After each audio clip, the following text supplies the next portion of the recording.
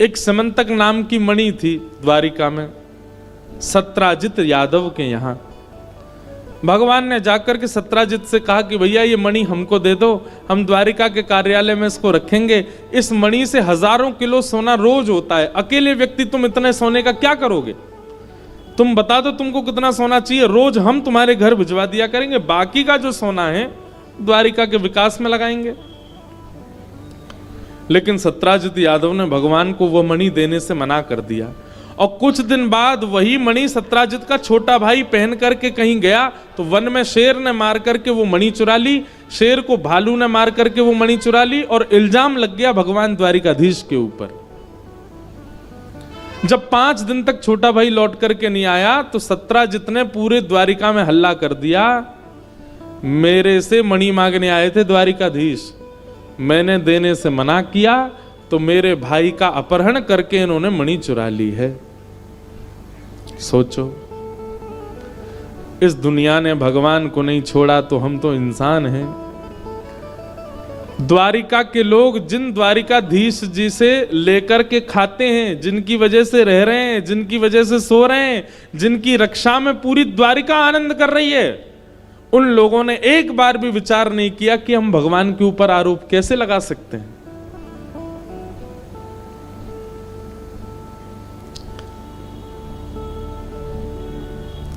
संसार की वास्तविकता बताते हैं भगवान अपने गृहस्था। एक बात तो है, हमको तो अनुभव नहीं, पर यहां जितने ब्याह किए हुए लोग बैठे हैं सबको अनुभव होगा कि ब्याह के उपरांत जीवन ऐसे पलट जाता है जैसे सिक्के का दूसरा पहलू।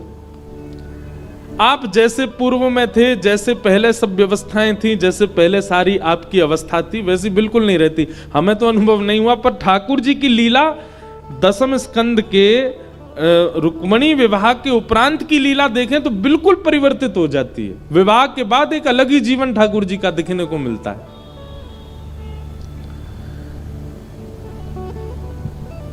द्वारिका के लोगों ने भगवान पर आरोप लगा दिया।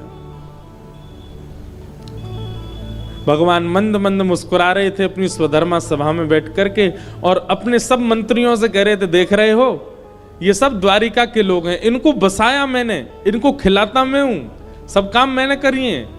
इन सबको रात रात में मथुरा से लेकर के मैं द्वारिका आ गया, विश्वकर्मा से नई नगरी बनवाई। लेकिन एक भूल, एक चूक, और इन लोगों ने दूसरा विचार भी नहीं किया कि हम भगवान पर आरोप कैसे लगाते। पूरी द्वारिका में चर्चा होने लगी कि भगवान ने मणि चुराई है।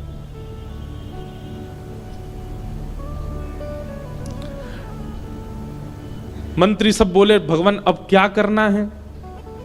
तो देखिए ठाकुर जी कितना अच्छा सूत्र देते हैं कि यदि किसी व्यक्ति का अपराध नहीं है तो उस व्यक्ति को दो काम करने चाहिए। क्या? एक तो मुख बंद रखो और दूसरे हाथ पैर ज्यादा मत मारो, जितना हो सके शांति में बैठ जाओ, क्योंकि सत्य का स्वभाव है वो एक दिन अपने आप प्रकट होगा। भगवान बोले मुझे सफाई नहीं देनी किसी। ठाकुर जी ने किसी को सफाई नहीं दी कि भाई हमने ऐसा कुछ नहीं किया है, बल्कि ठाकुर जी अपनी सेना के साथ निकले, बोले ढूंढ के तो आए ये मणि गई कहां। पता लगवाया भगवान ने कि भैया प्रसेन कुछ दिन पहन करके मणि और वन की ओर गया था, तो भगवान ने पूरे वन को चेक करवाया। ढूंढते ढूंढते तभी क्या मिला कि प्रसेन एक जगह मरा पड़ा है और वहां शेर के पंजों के निशान थे। शेर की पगडंडियों के पीछे पीछे गए तो आगे शेर भी मरा पड़ा था। भालू के पगडंडियों के निशान के पीछे पीछे गए तो एक गुफा में प्रवेश कर गए।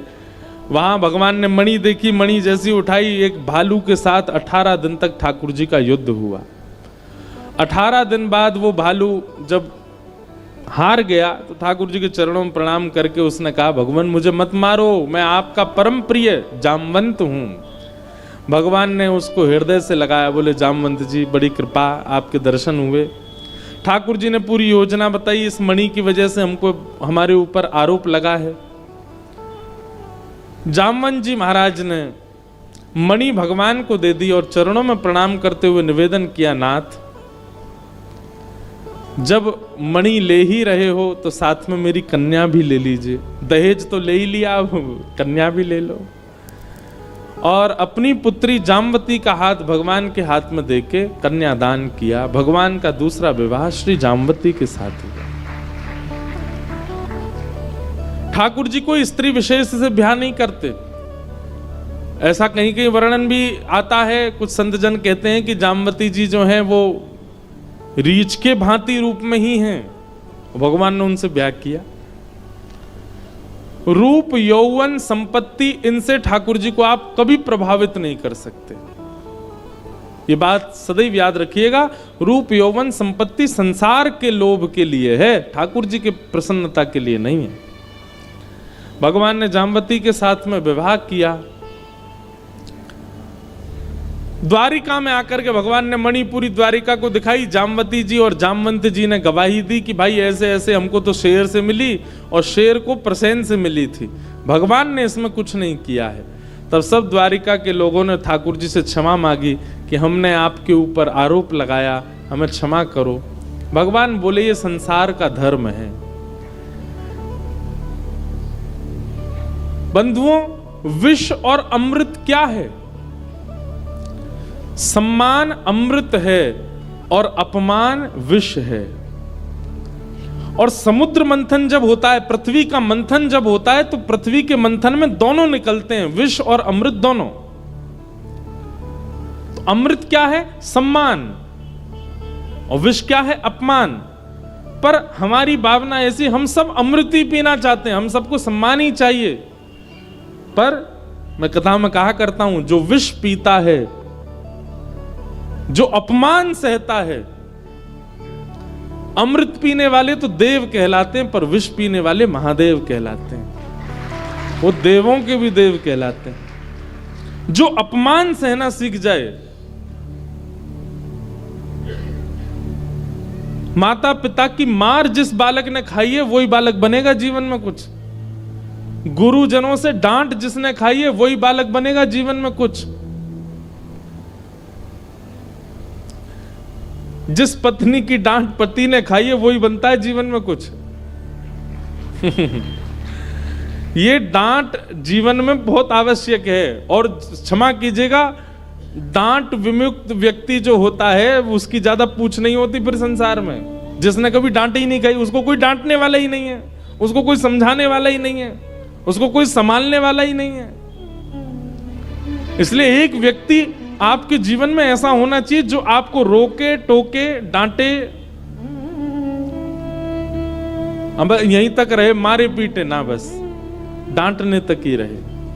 हाँ, जिसका इतना भय आपके जीवन में कि उसकी आंखें देख के आप घबरा जाओ, ऐसा व्यक्ति सबके जीवन में होना चाहिए।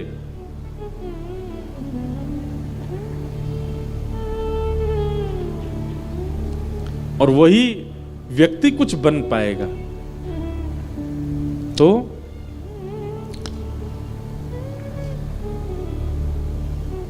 एक व्यक्ति ऐसा जीवन में रखिए।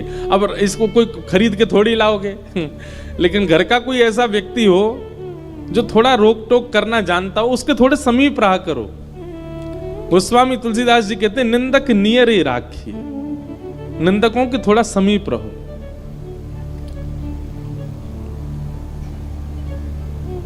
ठाकुर जी भी डांट खाते हैं भक्तों से, वैष्णवों से, संतों से। वे भी सदा पूजने में आनंदित नहीं होते, वे भी डांट खाते हैं कभी कभी। एक दक्षिण भारत में अनंताचार्य नाम के एक वैष्णव थे। तो वे श्री तिरुपति बालाजी दर्शन करने गए। हमारे इष्ट हैं श्री तिरुपति बालाजी, लेकिन हम ब्रजवासी हैं इसलिए हमारे इष्ट हैं श्री गोवर्धननाथ। पर हमारी दीक्षा रामानुज परंपरा में, इसलिए हमारे इष्ट देव श्रीमन नारायण हैं। पूरी कथा हमारी नारायण भगवान ही बैठ के सुनते हैं सामने। आप लोगों को पता नहीं दिखते कि नहीं, भागवत जी के ऊपर ही बैठे हैं, बिल्कुल शंख चक्र गदा पद्म लेकर के हाथ में। नारायण परमात्मा हमारे दीक्षा के इष्ट हैं, रामानुज परंपरा के इष्ट हैं। तो नारायण भगवान ही तिरुपति बालाजी के रूप में बैठे हैं तिरुमला में। इस कथा के पहले दिन ही पता नहीं कोई बालक तिरुपति जी का प्रसाद लेके आया यहां पर बिसौली में।